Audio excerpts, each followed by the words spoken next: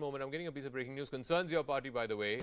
This is a day after the debacle of the Congress party, and most notably in Uttar Pradesh, where Priyanka Gandhi Vadra led a challenge and so on. But yet, at the end of the day, the Congress was down to just 2 seats and 2% vote share. Was not able to convert either in Uttarakhand or in Goa for that matter. G23 leaders Manish Tiwari and Kapil Sibal are holding a meeting at the residence of Ghulam Nabi Azad. The G23 leaders have renewed their calls for swift internal reforms in the party. Sources say they've expressed their concerns over the results, adding that reforms are needed, but there cannot be a knee-jerk reaction. Pallavi Ghosh is now joining us. Pallavi, what more details? I mean, I don't know, this whole cat and mouse game that's going on between G23 and the leadership, the more the G23 demands, the more the leadership says, oh, we're not going to do what they're asking. Yes, you're absolutely right, Zaka. I mean, clearly a part of the Congress party, the so-called loyalists, have dug their heels in. So for now, what they're saying is we're not going to be bothered. We'll do what we have to do. A CWC session will be called sometime in August, and presidential elections will be held in September.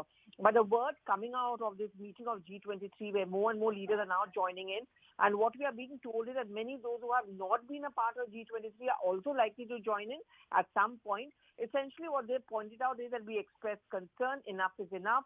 We cannot carry on like this endlessly. A strategy needs to be chalked out, and the leadership issue also needs to be sorted out. All right, Pallavi, thanks for that. But Nalin, here's the thing. I mean, it's such a tragedy. This is the only party other than the BJP that's relevant across states, across this country. You look at all the elections that are coming up in the next, 1.5, 2 years in the run-up to 2024. Himachal, Gujarat, Karnataka, Chhattisgarh, Rajasthan, Madhya Pradesh. All of these states, it's Congress versus BJP. And they are waiting and waiting and waiting. It's like waiting for Godot, for God's sake. I think it's, I couldn't put it better, Zaka. I think it's atrocious. And I think this country is getting tired of this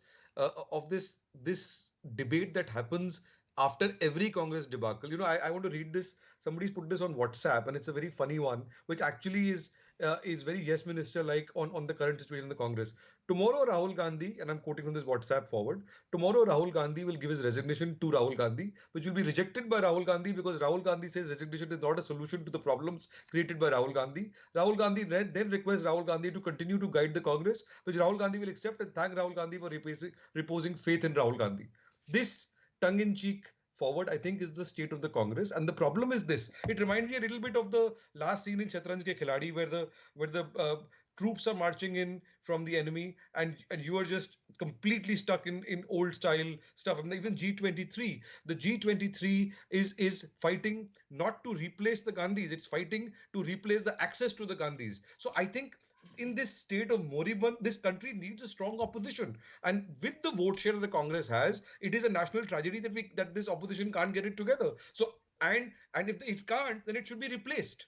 No, I wouldn't blame parties like AAP or TMC for trying in states outside their remit, as it were, or their strong suit, as it were. But Shantanu, do you foresee, and I know it's a difficult one, but do you foresee between now and 2024 the place that the Congress occupies as the principal opposition being replaced by others? Maybe they will be successful, maybe they won't. Like AAP was successful in Punjab, but they were not so successful in Goa. Yeah. TMC was successful, of course, in Bengal, but they were not successful in Goa. But you can't blame them for not trying because the principal opposition party is not even trying. Yeah. So Zaga, I think 2 years is a little short time for that replacement to happen, but it's almost happening, right? Now the number of seats that Congress has in Parliament, I think some regional party may match it, right? Number of states is already matched by Aam Aadmi Party, and I may think maybe one of the 23 this G23 member will become brave and maybe form its own party. Some Congress I, G, A, B, C, D. Congress has multiple splits.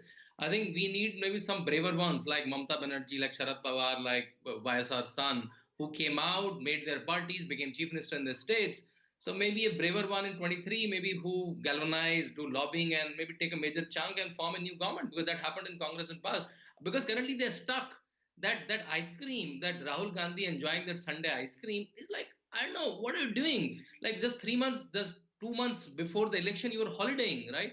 So you're not a full time. You're not even flirting with politics. For you, you do just casual debate, go out, do some tweet, and then you're happy with whatever is happening, right? So I think, I'm sure the serious Congress people must be angry. There's no other expression to it, that what you're doing to my party. Mr. Shastri, has the time come in your party to confront the elephant in the room? And that is, today, whichever way you look at it, the leadership of your party has become a liability.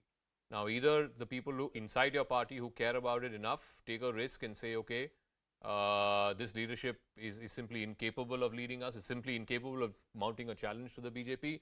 Let's take the matter in our own hands. Or your party just dies a natural death. No, Jaka is not possible. It's a 100-year-old party. It's not going to die its natural death. We'll bounce back. That's for sure. But I was the first one to talk about Sidhu, and I tweeted about it. I gave few interviews also where I said the choice of Sidhu is wrong. Captain Amrinder Singh should have continued. So there is an open forum for everyone to speak.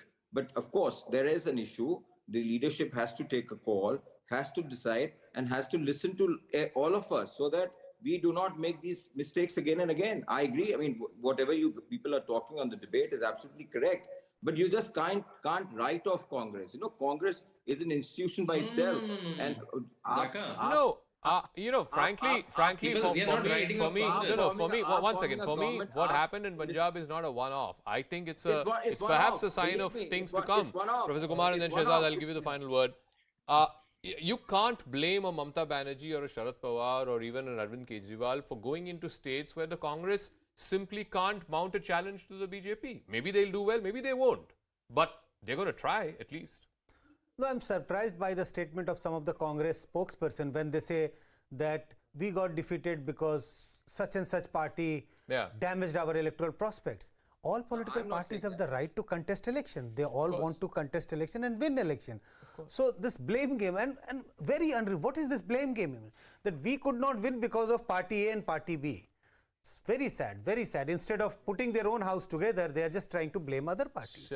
There are two distinct models that have come out from these 5 states, and I said this to you before the results came out. There is a pro-incumbency vote that rewards the politics of performance, which is delivered by Narendra Modi ji and by our chief ministers, and there is an anti-incumbency vote you see in Punjab that rejects the politics of parivarwad and the politics of propaganda and polarization.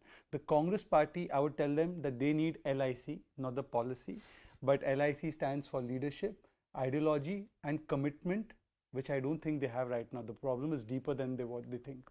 All right, we'll leave it at that. We'll see how this story plays out. It's going to be fascinating in the run-up to 2024 because you've got Gujarat and Himachal coming up. You've got Karnataka next year. And then, of course, the big 3 states in the Hindi heartland before the big one in 2024. That's a wrap. On the other side,